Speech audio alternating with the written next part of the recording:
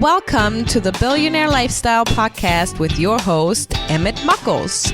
Please visit iTunes, Stitcher, or emmettmuckles.com to listen to all the episodes for free.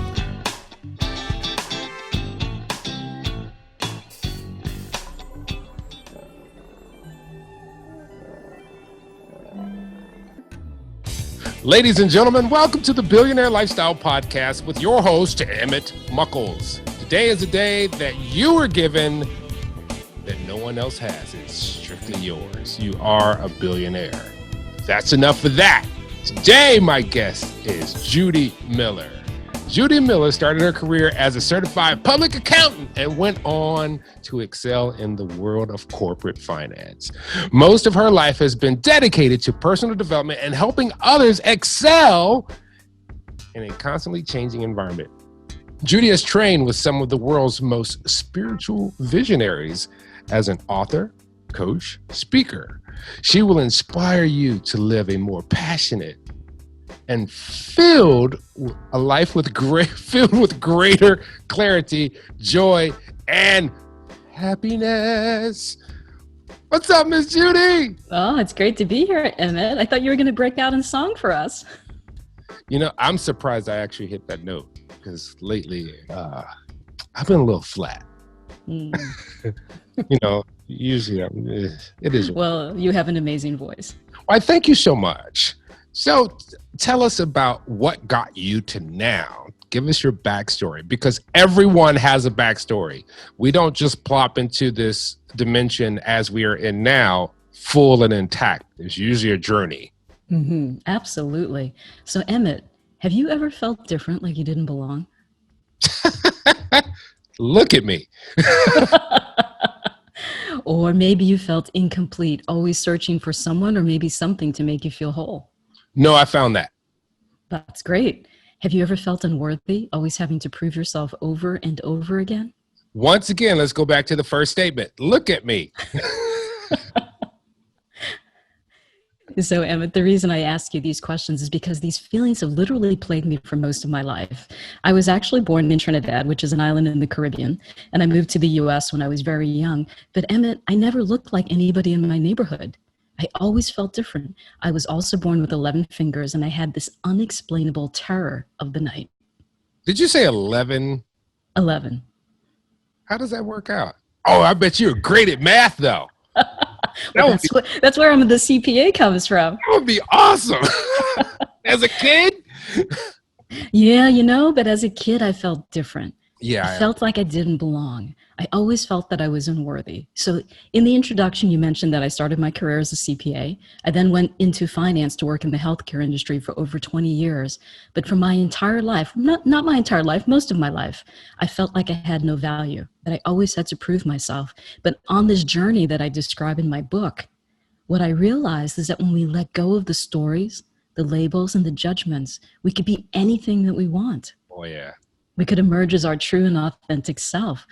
So that's what I describe in my book, Perfect. So, the subtitle to the book is called A Path to Love, Forgiveness, and Transformation. But there's so many different definitions of forgiveness. But for me, forgiveness is really simple. It means to forgo or to let go of. So painful and unwanted events are going to happen to all of us. Yeah. We could either experience it once, or we could literally play it over and over again, hundreds, maybe even thousands of times until it becomes stuck, until it becomes our identity. So for me, forgiveness is really simple. It's really just to let go of those contracted negative stories that no longer serve us so we can move forward and truly experience true freedom and happiness. I was having this discussion last night. I was talking about generations, and I was thinking about my parents. My parents came up from the South. In the 60s, I think my dad was already here, but my mom came from the South. And my mom used to tell me these stories that I thought were just absolutely wild. My mom told me stories about, I was like, what'd you do for summer vacation? She's like, I picked cotton. I'm like, what? She was like, yeah, we got up at like 4:30 in the morning. We picked cotton till like noon, and then we went about the rest of our day. I was like, I'd be done. So, I know as the generations go by, our lives have gotten easier. But if you're in that moment, all you see is the hardship. All you see is the things that are And if you compare it to others, or if you compare it to other experiences, it can seem very trivial, but to yourself, it can seem like it is blown up.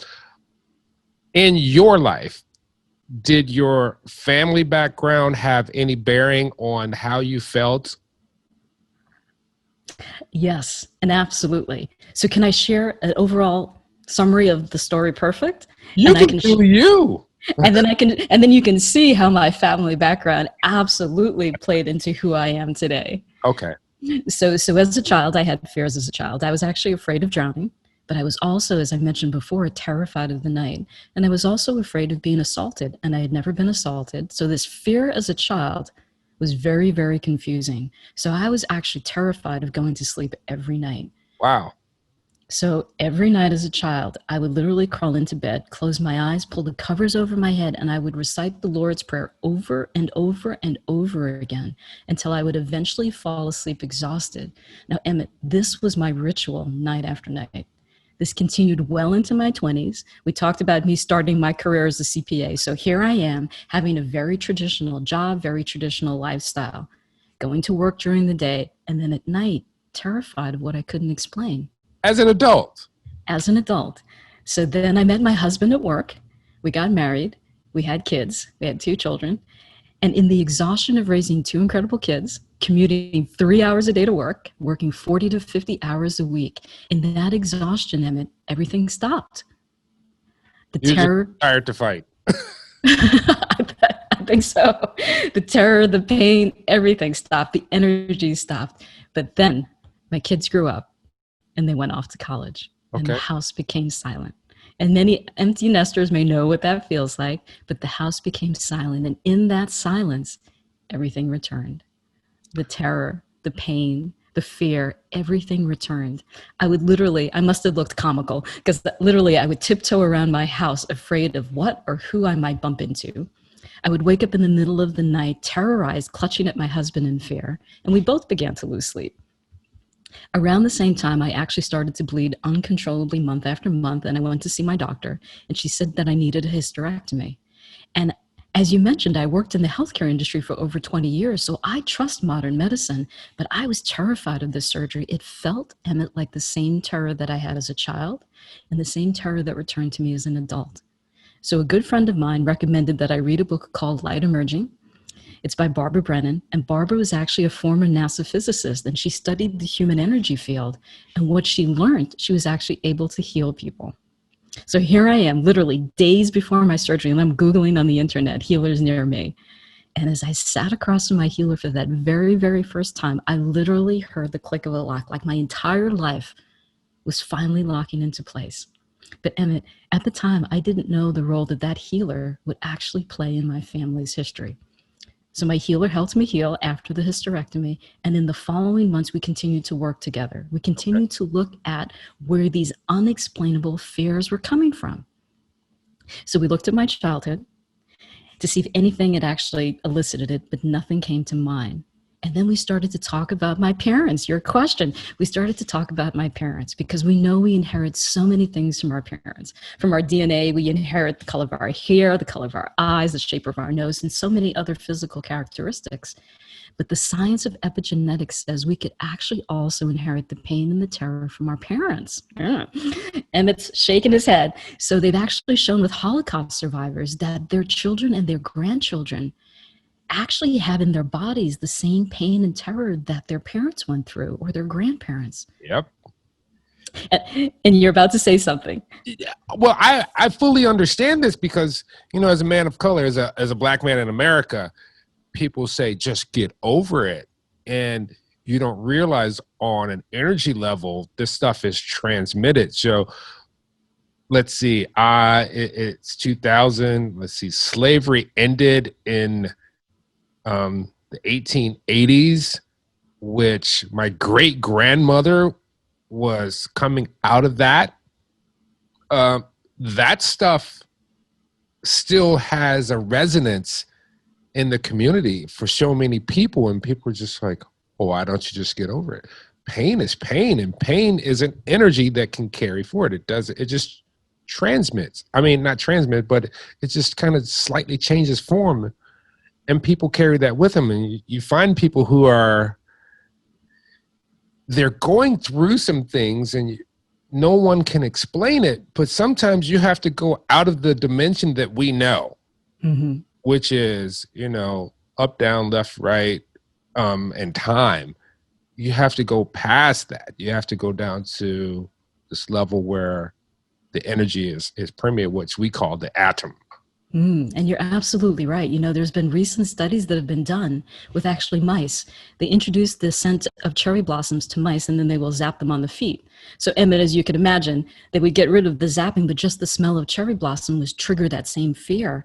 But what's amazing is that the mice's children and their grandchildren, just the scent of cherry blossoms would trigger that same fear and terror in these mice. They had never been exposed to the father that was zapped, and they've never been zapped. So that fear and that terror that I actually felt every night wasn't actually my own. It was actually a cellular memory from my mother. I discovered recently when I was, on this journey that my mother was actually attacked as a child. And this was a cellular memory from her. So Emmett, it goes even further. They say every female baby is born with 2 to 3 million of their reproductive eggs at birth. Yep. So as your mother goes through the triumphs and the trials of her life, you were actually in her body as an unborn egg. So on a cellular memory perspective, you actually experienced a lot of the pain and the trauma that your mother went through. Yeah. So in my case, it was the cellular memory from my mother. But Emmett, my story doesn't end there. And you said before, we go out of this dimension, up, down, sideways. There's actually a shocking past life connection to the very healer I trusted in this lifetime to heal me. She was actually the one that caused the pain and the terror on my family. And Emmett. It's like Netflix. Yes, it's like Netflix. But Emmett, in that moment of revelation, I could have felt fear, anger, betrayal, but I didn't. All I felt was the love and the perfection of the universe, because I saw how all of our souls are actually interconnected across lifetimes, how we're unconditionally loved by the Creator, and how we can heal in this lifetime or in any other lifetime. So I know I understand that. I do. Yeah.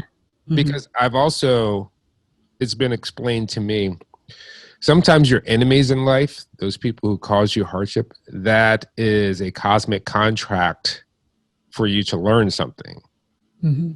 Like this person, like you're up in the ether and you're like, I'm gonna give you this lesson. It's not gonna be comfortable. You're like, yeah, bring it. Then you're like, who is this person and why do they keep falling back into my gravity? But it's a lesson that you need to learn. And what happens is once you really hone in on the lesson, they go away. Yeah, absolutely. Have you read Little Soul in the Sun? No. It's a children's book, so I'm not surprised you haven't read it. But it's by Neil Donald Walsh, and basically says in heaven, everything is perfect. So we cannot truly experience our perfection because everything's perfect. Yeah. So we agree to come to Earth to learn our lessons. But when we come to Earth, we forget. So in this story, The Little Soul in the Sun, this little soul wants to learn about forgiveness. And God says, well, there's nothing to forgive. Everything's perfect. And this angel of light comes forward and says, I will help you. I will do something so atrocious that you will have to learn to forgive and you will have to learn unconditional love. And he goes, well, why would you do that? And she goes, well, I'll do that because I love you. But in the moment that I strike you, please remind me, because I'll be pretending so hard to be what I'm not, I would have forgotten. And then they come to Earth to learn out their lessons. So very similar to what you were saying about our contracts when we come to Earth. See, there's a movie that I like. There's a movie that always kind of brings me to a tear. It's called Made in Heaven. I think it's an 80s movie. And it's about a couple who meet in heaven. They fall in love in heaven, and then they're born. You forget. And then their journey to click back up, and through the whole movie they keep missing each other. Go see it. It kind of resonates on a very positive level though of what we're talking about. But so once you went through that and you experienced this love and you experience this new knowing, because this is probably something that was foreign to your consciousness before, and it's developing as you're going through it. How did that shift you into perfect? or you an Exactly. author. So exactly, it's a journey, right? So many people ask me if I knew about the relationship that my healer had with my family in the very beginning, would I have had the same experience? And I would probably be telling a very, very different story, because it took the universe a year to help me get ready to understand this. So before, when I was telling and sharing the story with you, I said in that moment of revelation, I could have felt fear, anger, or betrayal. I could have created a story that would have haunted me for the rest of my life, but I didn't. I chose to see the miracle in it instead. So what Perfect does, it shares my journey with people, but it also teaches them to let go of the stories that no longer serve them. Because so many of us have created these stories about our lives that aren't necessarily true. Some of us like the pain because it's familiar. Yeah. Hence, you see people who develop into something, right? They develop into this new character and everything is going well, but yet they'll jump back into this barrel that was a travesty to them, that caused them pain, that caused them hardship. What, in your opinion, where does that come from? So I agree with you. We get so stuck in our stories, it becomes our identity. And it becomes hard to let go of, because even if it's painful, it's familiar. Yep. Sometimes people fear is just because people aren't comfortable with the unknown. So I have an acronym. I call it NEST, and it's what I use to help me get past those stories. So can I share it with you? Of course. So the N stands for notice, to truly notice our thoughts and our stories. So Emmett, we have 60,000 thoughts a day. 95% of them are the same ones we had yesterday and the day before, and 80% of them are negative. As humans, we're actually hardwired to notice the negative aspects of a situation, because millions of years ago, when we were cavemen and cavewomen, it was critical for our survival, right? But we no longer live in that reality. So we need to retrain our minds to not focus on the negative, but to focus on gratitude and to focus on love. So that's the N. The E stands for truly to experience our emotions in our bodies, right? So many of us are actually not trained to feel our emotions. Have you ever heard boys don't cry? I mean, I've heard big girls don't cry. So many of us are actually not taught to truly feel our emotions. We either stuff it away, we deny it, or we think about it.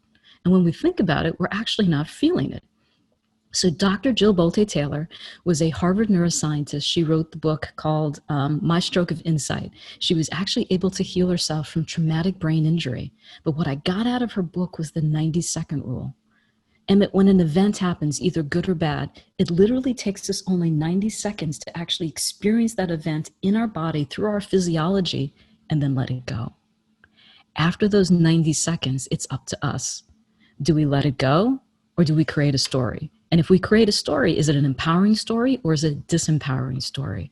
So for me, emotions are meant to be felt in the body, not thought of. So I believe the body tells the truth. Our mind is not always accurate.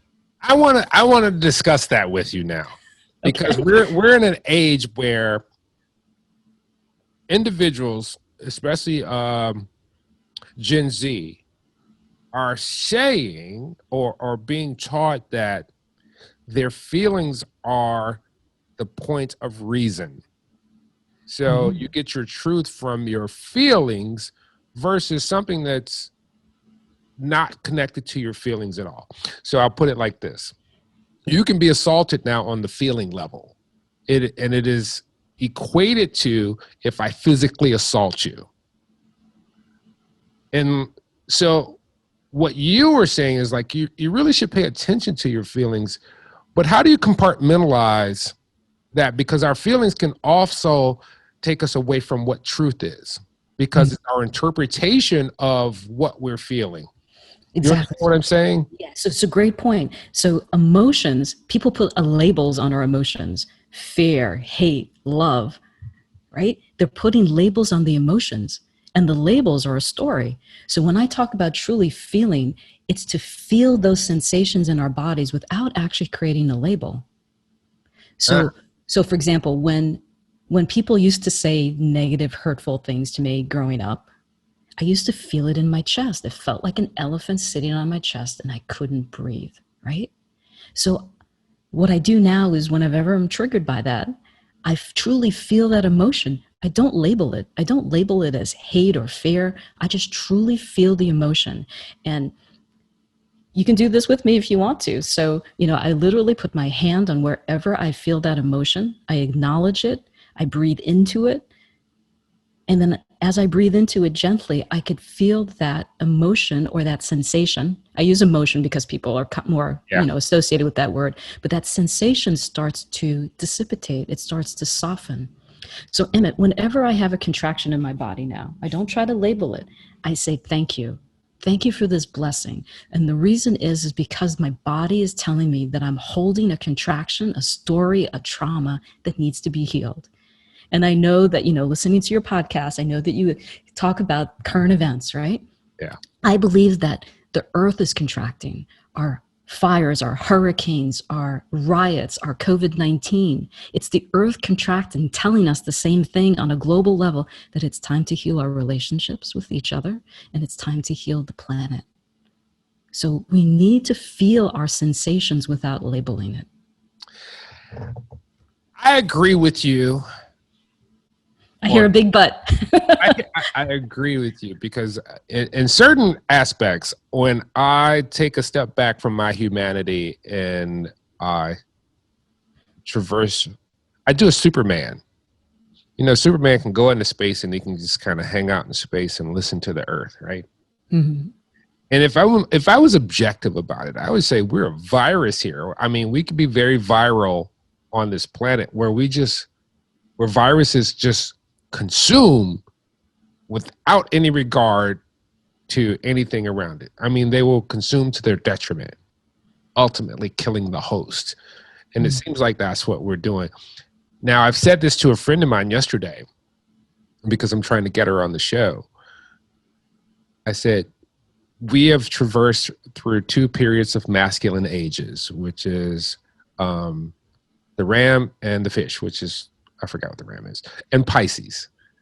And we're traversing into this area from the song that I heard back in the 60s, the age of Aquarius, which is a very feminine age, which is actually what I'm seeing manifest. I'm seeing a very kinder, gentler society that is trying to communicate and be open with their inner spirit. Mm-hmm. But it's not going easy. As we can see, and I understand what you're saying, is we really need to look at what has happened. We live in the most comfortable time ever recorded. Mm-hmm. The most comfortable. I look at my kids, they really don't have any fear, but they have fear. Mm-hmm. And all we have to do is sit back and, like you said, take a deep breath. What's right? Mm-hmm. You hear what I said? Yeah. I didn't say the opposite. I said, okay, what's right? I'm here. I'm safe. I'm healthy. I just had a ham sandwich. You know what I'm saying? And a lot of people are missing that. And it seems like you tapped into, okay, what's going on to me physically? What non-physical thing has threatened my physicality, and what does it mean? Which is what most people don't do. Mm-hmm. So that's awesome. Now, with this, how can people find out if they're not really grasping it? How can they find Judi and like, Judi, I kind of get what you're talking about, but I'd like to find out more. Mm-hmm. Right. So can I just comment on what you said before? And then I would definitely like to share more. Yeah. So I have a friend who said, I really wish that we could go back to the way things were before. Right. Right. Those cell phones. No. No. Given everything that's going on in our current environment and our current society. But one of the things that I tried to tell her was that in the contrast, there's the clarity. So if we didn't have this contraction happening in the world today, it would not be at the forefront of our awareness to heal. Right? So sometimes we need that contrast so we can get clear on what we really need to do. Yeah, because I see some really obtuse, how how do I want to say this? I see the world as really obtuse at this moment. It's like two sides of the coin, the yin and the yang. One side is just so obtuse, and then there's this other side that's like, no, that's not the way it's supposed to be. But it's also shedding a light on us, really focusing in on some of the, particularly in the United States. I'm not that versed in what is happening in other countries, but I think very similar stuff is happening where people are saying, this thing has happened. And I'll just use our presidential election. Like, this thing has happened, and we thought it was going to be great. And a lot of it is based in old mentality. But there's a new mentality that's saying, no, we don't want that. We want to go in this direction. And you guys keeping this thing afloat is preventing us from moving forward. So I get it. So Emma, just to finish what we were talking about before. So nest, really notice and observe your thoughts. You got to replace it with more positive, empowering thoughts. E, truly experience your emotion. S, scratch the record. So I learned this from Tony Robbins. We keep playing the same stories over and over and over again. We need to scratch the record so we can't play the same song over and over again. So when you start to notice you have a negative thought, scratch the record. Say cancel, cancel, cancel Claire, replace it with a more empowering story, or do something zany or crazy to get out of that cycle. And then T, I know that we're limited on time, but the T. No, okay, sorry. And then T stands for tender, loving care. Right now, I know so many people feel isolated, and not just with COVID-19, but so many of us in society feel lonely and isolated. And I believe the isolation is not because we're isolated from each other. It's because we've become disconnected from the Creator, and we've become disconnected from ourselves. So many of us have abandoned ourselves emotionally, physically, and spiritually. So now is an opportunity to reconnect with ourselves, because when we spend time reconnecting with ourselves, we remember who we are. We remember the essence of who we are, which is love itself. So when you say we're disconnected from our Creator, do you think that the organization of religion has pushed us to disconnect? I think, I believe that we are very powerful beings and that everything that happens in my life, I've created. Okay. So I tend not to say it's religion or education, etc. So it's an individual thing. I do believe, but we are influenced from our environment, but it's what I do with it. Yeah. So I can just share another story with you that brings it to light. So I said I felt different most of my life, right? So of course I attracted a man into my life that was totally different, religiously, racially, culturally, socially. And I never felt like I belonged in his family. I literally closed my heart because I was afraid they would judge me, and they were afraid that they wouldn't love me. So much of my story that I describe in Perfect, it actually almost sounds like a near-death experience. Many of the spiritual experiences sound like a near-death experience. Yeah. So in this particular situation, my mother-in-law just passed away. And she came to visit me, and I was literally communicating with her, and she showed me every scene that I had with my husband and his family. It went by in seconds. When people die, they have these near-death experiences. They say they see their whole life in review literally in seconds. And this is exactly what it was. But what she showed me and what she taught me was because I felt different, because I had the energy of being different. That's the reality I created. So what's happening on the outside is a reflection of what's happening on the inside. Right? So we have... You're about to ask. No, I'm emotionally reacting to it. It's just made a smile on my face because I think so many people can identify with that. Yeah. So I realized, I made myself different, and that was the experience that I had. So when you were growing up, were your parents born in Trinidad? Yes, they were. So what was so different about their lives? So if you can extract their lives into yours, like your mom and your dad, how come it didn't calm the fear? Do you understand why your mom didn't see why is she, I had this experience when I was a kid, maybe she's going through it? Or was it just a different time? Well, number one, I never shared the fear of being assaulted because even as a child, I knew it was unusual and different. So Yeah. I actually only shared that as part of my book coming out.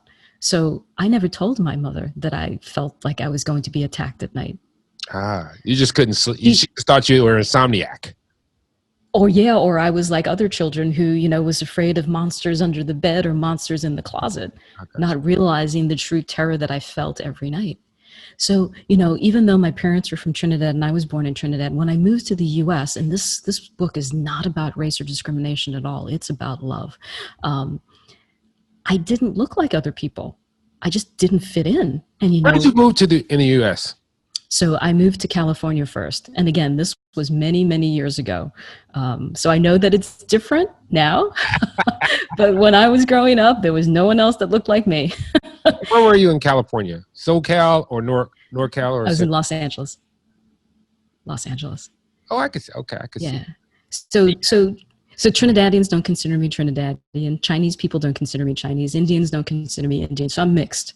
Yeah. Trinidad is known as the kind of the rainbow nation. Yeah. So I never belonged anywhere. But, as I mentioned in the beginning, I felt like I was nothing. But Emmett, in the nothingness, this is the secret. In the nothingness, we could be anything. When there's no stories, no labels or judgments, we could be anything we want. And that is true. So when you were, and I can picture this. So probably when you were younger, particularly when you moved to the United States, you probably got a lot of this statement. What are you? Mm-hmm. Because my own family is very ethnically diverse. And, in having conversations with my children, they get to share experiences with me that I just couldn't have fathomed, having, because my neighborhood I grew up in was very homogeneous till my mom moved me out to the suburbs.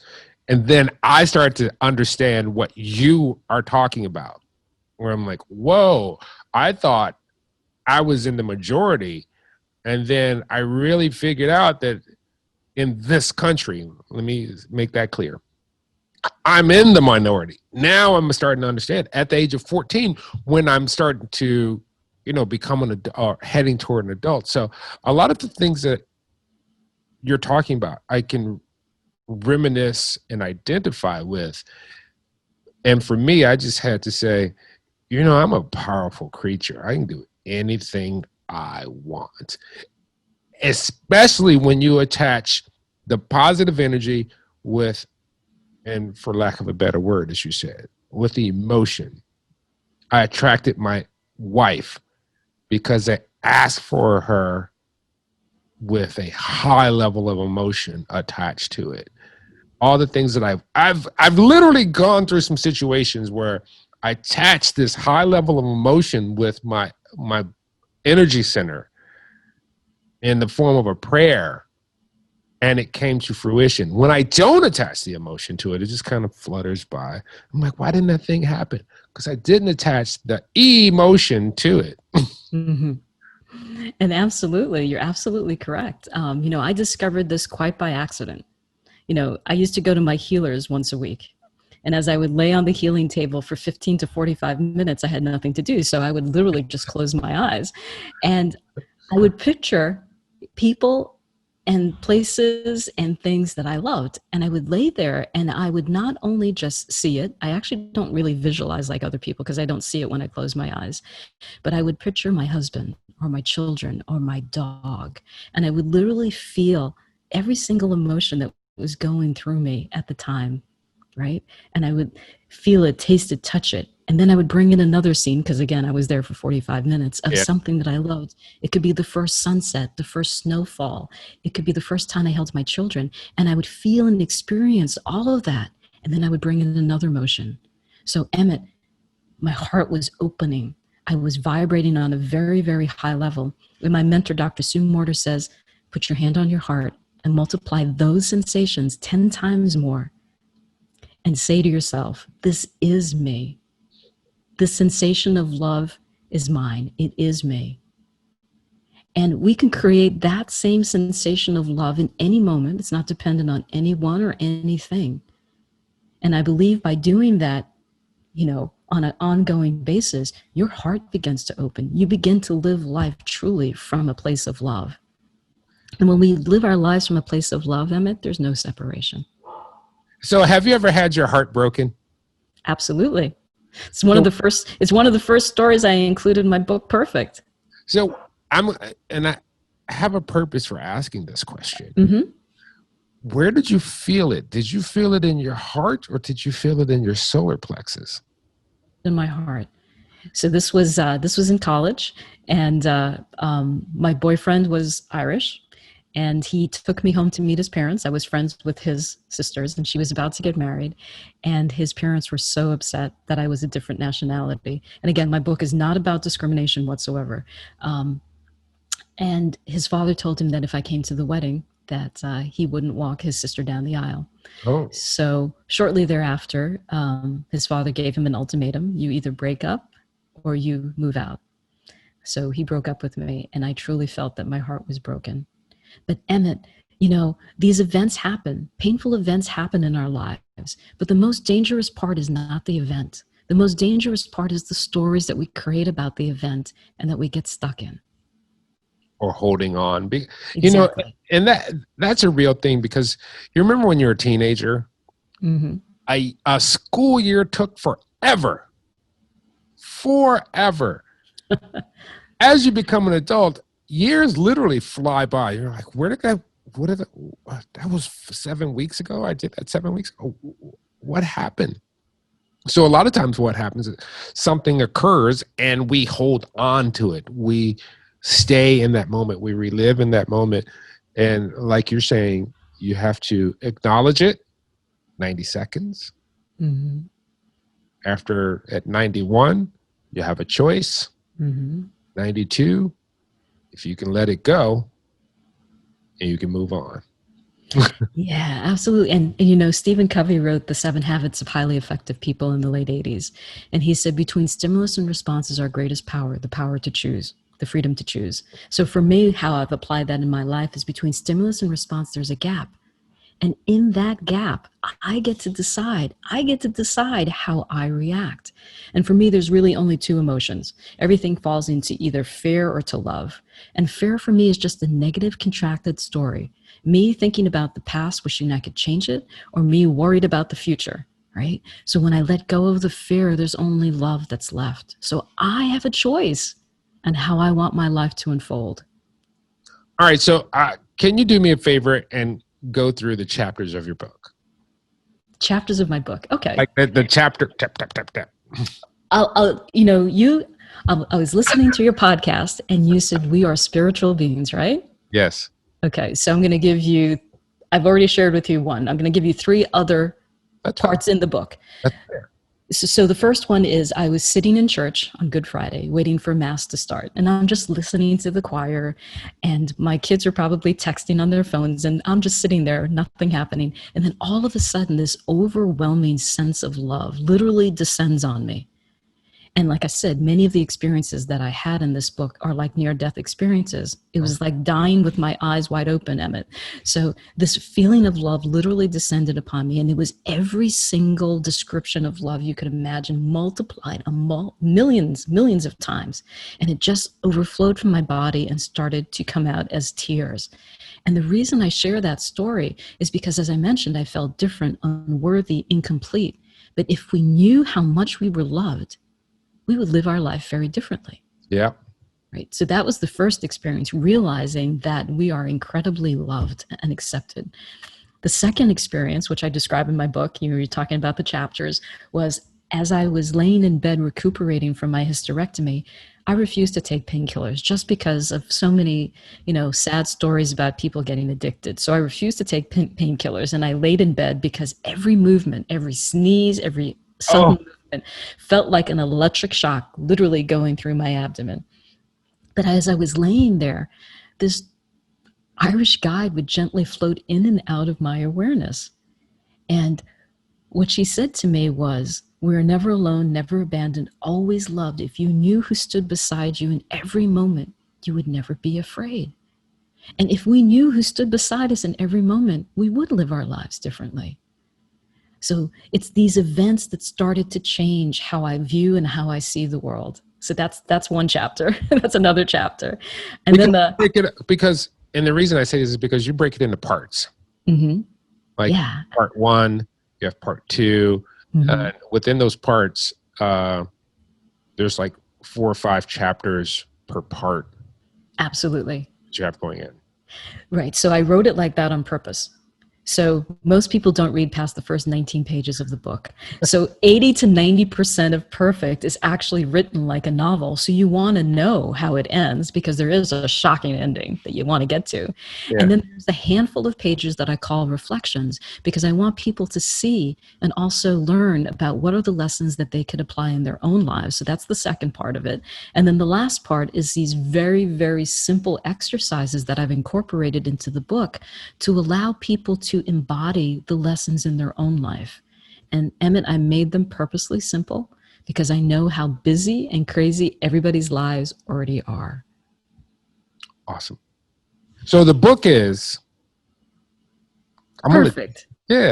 But there's more to it. The book is called Perfect. That's what I was.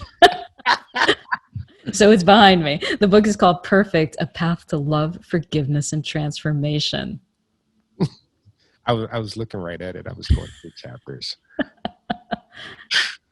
Boom. So in 2020, 2021, I hate dating things, but I just did it. So moving forward,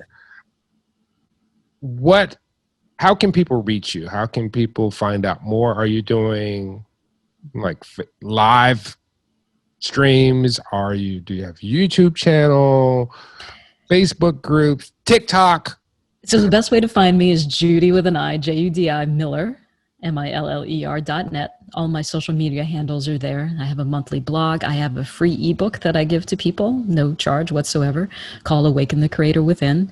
Also, with the purchase of Perfect, there are 5 free bonuses. So I recommend that if you buy the book, definitely go to my website. And it's 5 free bonuses from my favorite transformational teachers.